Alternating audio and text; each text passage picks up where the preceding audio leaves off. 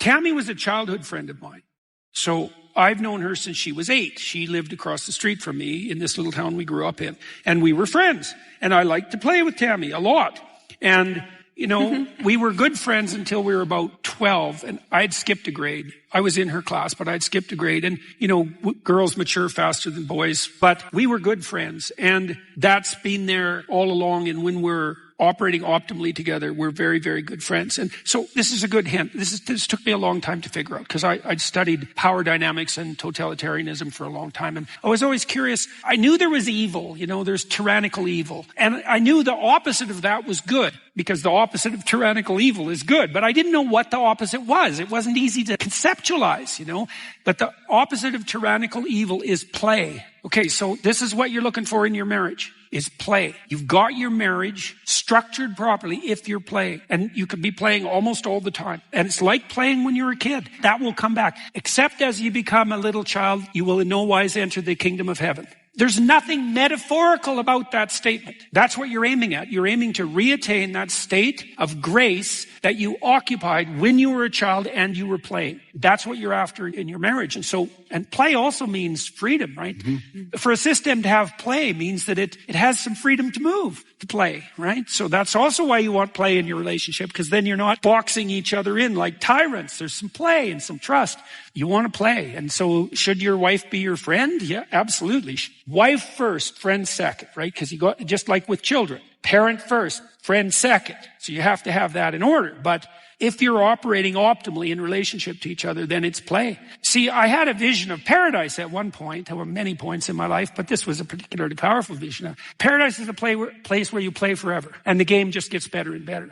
You can think about that as something that's forestalled till the afterlife, let's say, or that's something metaphysical or something ideal. And it is all of those things in some ways, but it's also something that you could, in fact, have here and now. There's another line, I think it's from the Gospel of Thomas. Christ says, "The kingdom of heaven is spread upon the earth, but men do not see it." You see it when you're in love with someone, and you're there when you play, and you can try to be there all the time, and you can be there a lot.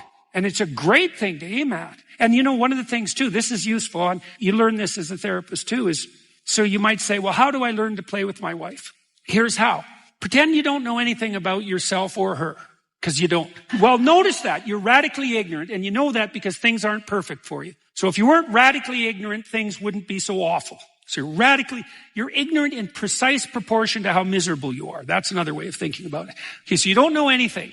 Now you watch your relationship. And then all of a sudden you'll think, oh, we're getting along right now, and it's fun, it's playful. Then you think, what are we doing right? What am I doing right? How did I bring this about? What are the preconditions for this? Maybe you can even ask your wife, aren't we having fun? What are we doing right?